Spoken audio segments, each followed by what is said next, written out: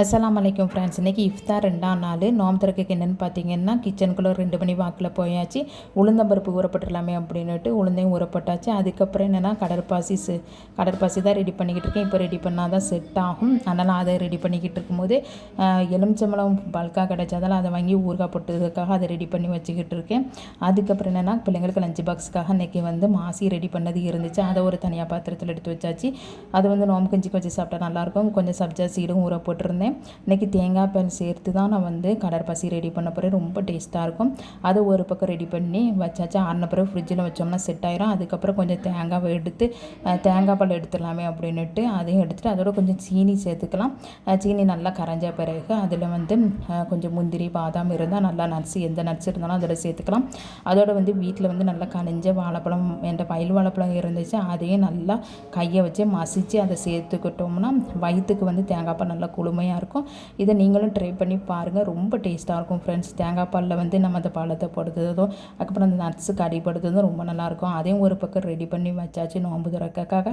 அதுக்கப்புறம் பார்த்திங்கன்னா உளுந்த வடை ரெடி பண்ணிடலாமே அப்படின்னுட்டு அதுக்கப்புறம் சமோசா ரெடி பண்ணலாம் அப்படின்னுட்டு கொஞ்சம் மாவை கோதுமை மாவை தான் பிணைஞ்சு வச்சுருந்தேன். அதை ஒரு பக்கம் பிணைஞ்சு வச்சாச்சு. சமோசா ரெடி பண்ணிடலாம். ஏன்னா எண்ணெய் நம்ம யூஸ் பண்ணணும். அதை ஒரே எண்ணெயில் ரெண்டையும் அரைச்சலாம் அப்படின்னுட்டு. இப்போ உளுந்த வடைக்கு அரைக்கப்புறம் வீட்டில் பச்சரிசி மாவு இல்லை. அதனால் கொஞ்சம் அவலும் போட்டு நல்லா பரபரன்னு திரித்து வச்சுக்கிட்டேன்.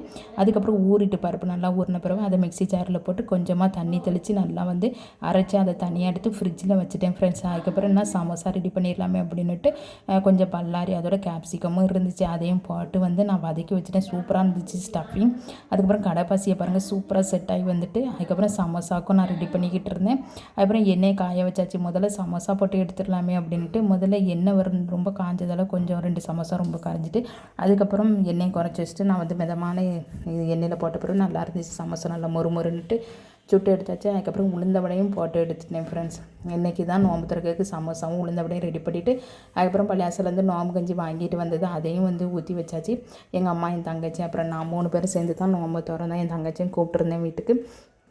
அவங்களும் வந்துட்டாங்க. அதனால் வந்தோடனே நல்லா சூப்பராக இருந்துச்சு. மெதுவடை நல்லா இருந்துச்சு. நல்லா முறுமுறுன்னு. அப்புறம் என் தங்கச்சி சொன்னாங்க சமோசா சூப்பராக இருக்குது அப்படின்னு சொன்னாங்க. அப்புறம் நோம்பு கஞ்சி நான் வச்ச தேங்காய் பால் அந்த கடற்பசியை பாருங்கள் ரொம்ப டேஸ்ட்டாக இருந்துச்சு. எல்லாருமே நல்லாயிருக்குன்னு சொல்லி உடனே சாப்பிட்டாச்சு. இந்த நோம்பு இப்படி தான் போச்சு ஃப்ரெண்ட்ஸ். இந்த மினி விளாக் உங்களுக்கு பிடிச்சிருந்துச்சுன்னா லைக் பண்ணுங்கள். தேங்க்ஸ் ஃபார் வாட்சிங். Okay bye.